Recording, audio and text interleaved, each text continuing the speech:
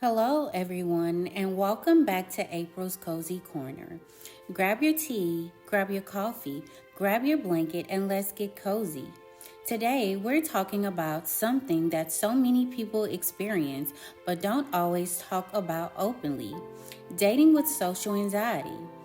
The strange experience of deeply wanting connection while simultaneously fearing rejection.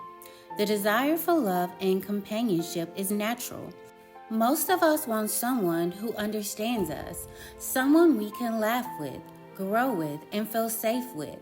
Yet, for those who struggle with social anxiety, dating can feel like standing at the edge of a bridge that leads to everything we want while also feeling terrified to take the first step. If that sounds familiar, this conversation is for you. Human beings are wired for connection. Long before dating apps, social media, and text messages, people survived through community. Belonging wasn't simply a luxury, it was a necessity. Perhaps this is why loneliness can feel so painful. It touches something ancient within us. Many people with social anxiety are not avoiding connection because they don't want it. They're avoiding it because they want it so much. When something matters deeply, the possibility of losing it becomes more frightening. A stranger's opinion may not matter, but the opinion of someone we hope will love us can feel enormous. The heart wants closeness. The anxious mind wants protection. And sometimes those two desires begin pulling in opposite directions. For some people, rejection is disappointing. For others, rejection feels devastating. A simple unanswered message can become evidence that we're unlovable.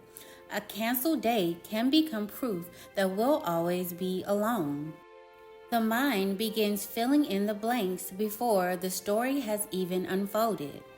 The truth is that rejection hurts, but anxiety often convinces us that rejection is catastrophic. There is a difference between discomfort and danger. Anxiety frequently confuses the two. Many people carry invisible stories into dating. I'm too awkward, I'm too quiet, I'm too damaged. No one could really like me. These stories often begin long before dating ever enters the picture. They may come from childhood experiences, bullying, family dynamics, or painful relationships. Over time, the stories begin to feel like facts. Yet, a thought repeated many times does not automatically become truth. Sometimes we spend years defending beliefs about ourselves that were never accurate to begin with. And perhaps one of the saddest things about social anxiety is that it often hides qualities people would genuinely appreciate. The world often rewards loudness. Dating advice frequently encourages people to be more outgoing, more exciting, more confident. But there is beauty in quietness. Quiet people often listen deeply. They observe details others miss. They care about meaningful conversations. They tend to value authenticity over performance. The goal isn't to become someone else. The goal is learning that who you already are has value. Dating asks us to be seen. That sounds simple. Yet, being seen can feel frightening when we've spent years protecting ourselves. To be known is to risk disappointment. To open our hearts is to risk heartbreak. Yet, every meaningful relationship requires vulnerability. Love asks us to step into uncertainty, not because uncertainty is uncomfortable, but because certainty can never create intimacy. The people who appear fearless in love are often not fearless at all. They have simply decided that connection is worth the risk. One of the hardest lessons in dating is accepting that attraction cannot be forced. You can be kind, intelligent, thoughtful, attractive, and genuine, and still not be someone's person. That does not diminish your value. Not every connection is meant to become a relationship. Some people are lessons. Some are companions for a season. Some simply help us understand ourselves more clearly. Courage is often misunderstood. Many people assume courage means feeling confident, but courage frequently looks like shaking hands, a racing heart, and showing up anyway. It is sending the text, going on the date, starting the conversation, allowing yourself to be known. Fear and courage often travel together.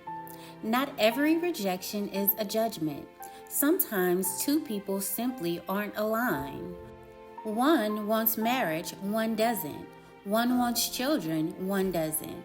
One communicates openly and the other avoids difficult conversations. Compatibility matters. The end of a connection is not always evidence that someone failed. Sometimes it simply reveals that two paths were never meant to merge. When we stop viewing every ending as proof of inadequacy, we begin to approach dating with a greater sense of peace. Many anxious daters focus entirely on whether someone likes them or not. But an equally important question exists. Do you like them? Do they respect your boundaries? Do they communicate consistently? Do they make you feel safe? Do their actions match their words? Trusting yourself changes dating. Instead of auditioning for acceptance, you begin evaluating whether a connection is healthy for you. Real connection doesn't require perfection.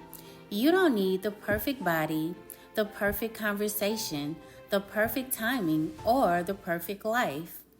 Healthy love is not earned through flawless performance.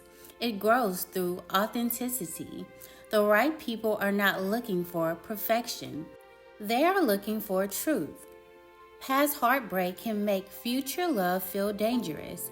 The mind remembers pain. It tries to protect us from experiencing it again. Yet closing every door also prevents new possibilities from entering. Healing does not mean forgetting. Healing means refusing to allow old wounds to determine every future decision. Perhaps one of the most difficult truths about love is that there are no guarantees. No matter how kind we are, no matter how carefully we choose our words, no matter how deeply we care, we can never completely protect ourselves from disappointment. This uncertainty often feels unbearable to the anxious mind. The mind searches for certainty because certainty feels safe. It wants promises before beginnings. It wants outcome before effort. It wants reassurance before vulnerability. Yet, life rarely unfolds that way. The most meaningful experiences often arrive without guarantees. And perhaps that is what makes these experiences valuable. A flower is beautiful because it blooms despite knowing it will eventually fade. A sunrise is beautiful because it cannot be held. A conversation becomes meaningful because it exists for a moment and then becomes a memory. Love asks something similar of us. It asks us to participate even when we do not know the ending. Not because pain is desirable, but because avoiding all risk eventually means avoiding life itself. The goal is not to become fearless. The goal is learning that our hearts are resilient enough to survive disappointment when it comes. Thank you for spending this cozy moment with me. If this conversation resonated with you, I'd love to hear your thoughts. You can find me on Instagram where we continue these conversations about healing, growth, self-discovery, and finding peace in a noisy world. Until next time, take care of yourself, be gentle with your heart, and remember that meaningful connection begins with allowing yourself to be seen. Until next time, I'll see you in the next one.